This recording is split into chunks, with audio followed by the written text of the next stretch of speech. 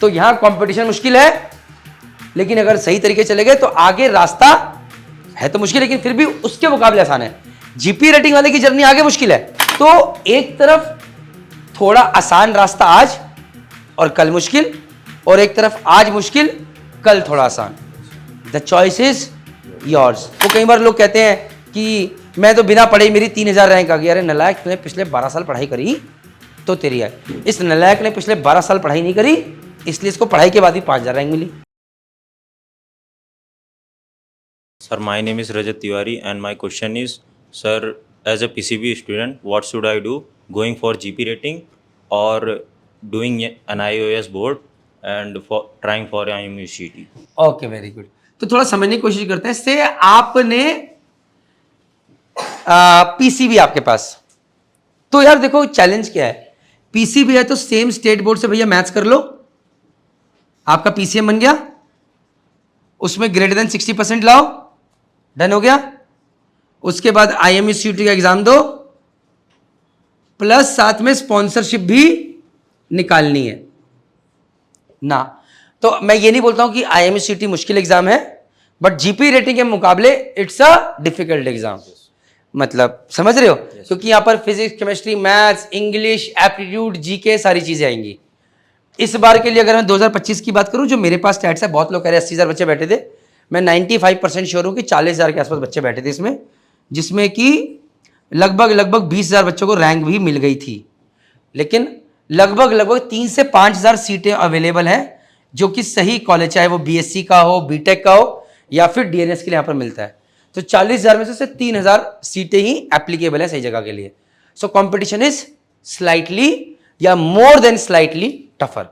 GP rating से तो काफी मुश्किल है। तो यहां पर जब स्पॉन्सरशिप जाओगे, तो जब आप जीपी रेटिंग में जाओगे, एग्जाम के लिए जाते हो, तो वहां पर तो बेसिक कम्युनिकेशन ठीक है, बट यहां पर स्टैंडर्ड बिल्कुल अलग हो जाएगा। सो अगर मेरे से कोई पूछे कि भैया बट फायदा क्या है, आप से डीएनएस करोगे, पैसे आपने एजुकेशन लोन पे ले लिए, आप सीधा ऑफिसर बनोगे। ऑफिसर बनने का मतलब ये होता है कि जिंदगी के जो 36 महीने का सी टाइम जो पूरा करना है, फिर एग्जाम देना, उसके लिए पैसे चाहिए, वो आपका कमती टाइम में हो जाएगा। समझ गए? तो यहां कंपटीशन मुश्किल है, लेकिन अगर सही तरीके चले गए तो आगे रास्ता है तो मुश्किल, लेकिन फिर भी उसके मुकाबले आसान है। जीपी रेटिंग वाले की जर्नी आगे मुश्किल है। अगर आप जीपी रेटिंग करते हो, भैया आप पीसीबी के स्टूडेंट हो, तो भैया आपको तो जीपी रेटिंग में आसानी से मिल जाएगा। थोड़ा भी अच्छे से बोला, कम्युनिकेशन सीख किया, लेकिन आगे 36 महीने की सेलिंग है। ये फिर आप एग्जाम देने जाओगे, फिर एग्जाम दे के आओगे, फिर जॉब, तो ये चैलेंजेस हैं। आप समझ गए?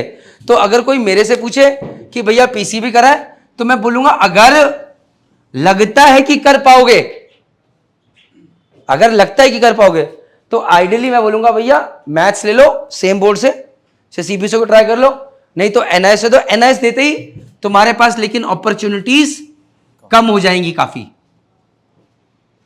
नहीं तो मेरे वीडियोस देखो, एनआईएस करते ही अपॉर्चुनिटीज कम हो जाती हैं। तो आप समझ गए मेरी बात?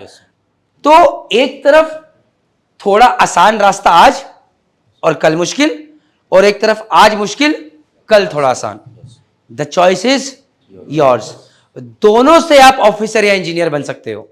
इसमें मेरा मानना यह है कि पर्सनल लेवल पे, कि अगर कोई लड़का चाहे पीसीबी के, अगर कोई हिंदी मीडियम से है या एक पिछड़े इलाके में रहने वाला है जहां पर ये चीजें नहीं बन पाई और दिक्कत है, नहीं हो पा रहा, तो अगर वो इसके प्रति जाता है ठीक है। लेकिन कोई अच्छा अंग्रेजी मीडियम स्कूल से एक शहर का रहने वाला है और घर परिवार पे चीजें भी ठीक है, तो क्योंकि हर किसी की जर्नी बहुत अलग अलग है ना यार, सबकी लाइफ एक जैसी थोड़ी है।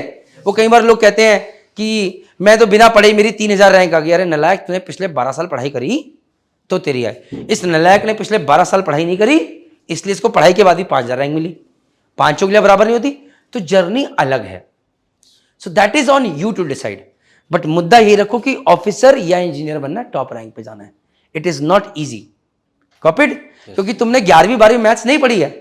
अचानक से जब 11वीं 12वीं की मैथ्स आएगी, तो 11वीं 12वीं की मैथ्स आसान नहीं है। डिफरेंशिएशन, इंटीग्रेशन, स्टैटिस्टिक्स, बैंड बज जाएगी।